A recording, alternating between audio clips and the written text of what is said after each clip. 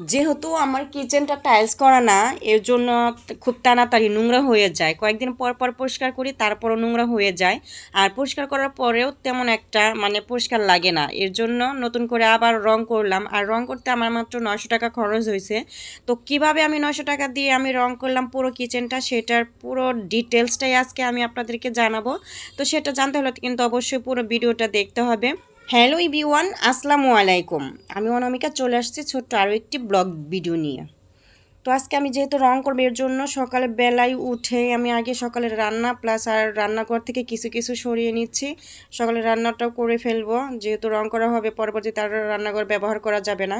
তো এইদিকে আমি রান্নাঘরে যত যা ছিল ডাইনিং রুমে এনে রাখছি। আর আমি বেশ কয়েকদিন যাবতই রান্নাঘরটা সুন্দর করে প্রতিদিনই প্রায় 3 দিন যাবতই গুঁড়ো সাবান দিয়ে পরিষ্কার করে নিচ্ছিলাম। ওয়ালগুলাও ঘষে মাইজা পরিষ্কার করে রাখছি। তো এদিকে ওনারা প্রথমে উপরে পিঙ্ক কালার রং করছে। এটা আসলে পিঙ্ক কালার না, দোতলায় রং করার পরে কিছু অল্প অল্প রং ছিল, সেই তিনটা মিক্সড করার পরে এই কালারটা হয়েছে। সেই কালারটা উপরে দেওয়া হয়েছে। আর নিচের যে কালো অংশ ছিল আগে, সেখানে গ্রে কালার করার জন্য আমি 4 পাউন্ডের রং আনা হয়েছে কেনা, প্রায় 900 মতো নিচে।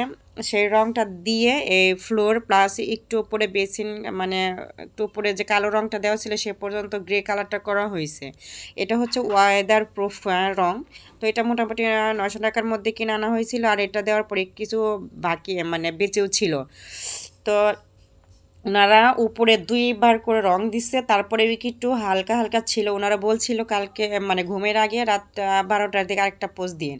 তো এর জন্য আপনাদের ভাইরে দিয়ে আরেক পোজ রং দেওয়াছিলাম। তো রংটা দেওয়ার পরে এভাবে রেখে দিছিলাম। এটা হচ্ছে তারপরের দিনের সকালের অবস্থা। তো যেহেতু রং করা হয়েছে, কিচেন বেসিন এগুলো পরিষ্কার করা লাগবে, একদম জঘন্য অবস্থা হয়ে রয়েছে। এই জন্য আমি ঘুম থেকে উঠে আগে বেসিন, সিনকে আর চুলাটা ভালো করে পরিষ্কার করে নিচ্ছি।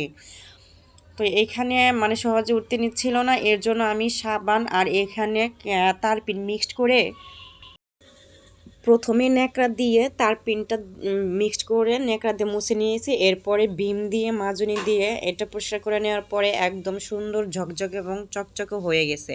তো এটা পরিষ্কার করার পরে চুলাটাও আমি পরিষ্কার করে নিয়েছি সেমভাবে। আর এগুলো পরিষ্কার করতে আমার হাত একদম ছিলে গেছে, এরকম অবস্থা। যেহেতু চিপা মিপা ছিল, আবার জানালার যে গ্রিলগুলো ছিল সেগুলোও পরিষ্কার করছি। তো সবটা পরিষ্কার করতে যাই আমার হাতটা একেবারে নাজেহাল অবস্থা হয়ে গেছে। চুলাটা এমনিতেই দেখতে নোংরা।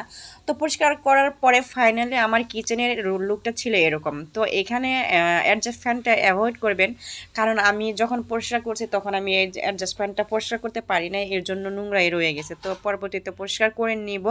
তো দেখেন আমার কিচেনটা এখন কি সুন্দর লাগতেছে, লুকটা কিন্তু চেঞ্জ হয়ে গেছে। আসলে যে কোনো জিনিসে একটু পরিচর্যা করলে সেখানে কিন্তু সুন্দর লুকটা পাওয়া যায়, কিন্তু পরিশ্রম করতে হবে আপনাদের। যদি আমিও অলসভাবে বসে থাকতাম, এইরকম একটা উদ্যোগ না নিতাম, তাহলে কিন্তু আমার কিচেনটা রং করাও হইতো না। আর আমার এই সুন্দর একটা কিচেনও পাইতাম না।